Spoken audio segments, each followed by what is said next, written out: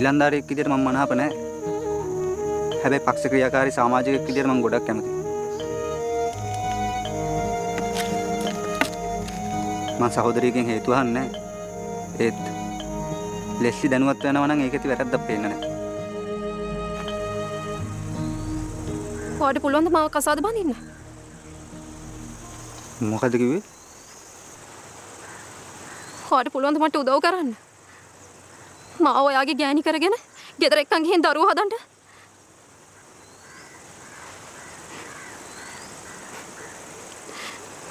බය වුණාද? බය වෙන්න එපා. මං ඔයාගෙන් ජීවිතය ඉල්ලුවේ නැහැ. මාත් ගෑණියෙක්. අම්මා තාත්තා සහෝදරයා අතහැරලා දාලා ආදරෙන් අතල්ලගෙන ආවට පස්සේ එයා මගේ අත වෙන කණුවක බැඳලා දාලා එයාට කැමති විදියට කාලා කැමති විදියට ඇඳලා එයාට කැමති විදියට බුදියලා අන්තිමේ ලණුව කඩාගත්තට පස්සේ එයාගෙන් අහලා එයාගෙන් අවසර අරන් යන්න ඕනේද? මට සමා වෙන්න. පිරිමි සේරම එකයි.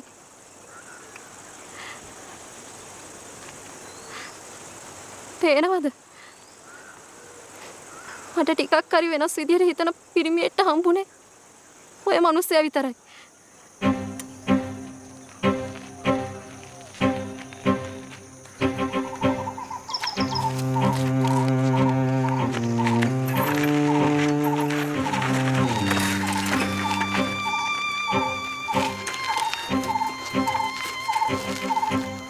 මොකද සිංහල තේරෙන්නේ? ඒ මිනිහට වෙන එකක් ඉන්නවා.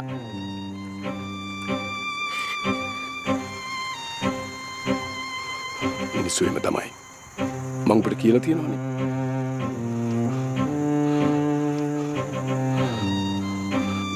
දරුවෙක් මල්ලෙක් නැතුව මං අර ගේ ඇස්සේ වැටිගෙන ඉන්නේ සන්තෝෂෙන් කියලා ඔබ හිතනවද?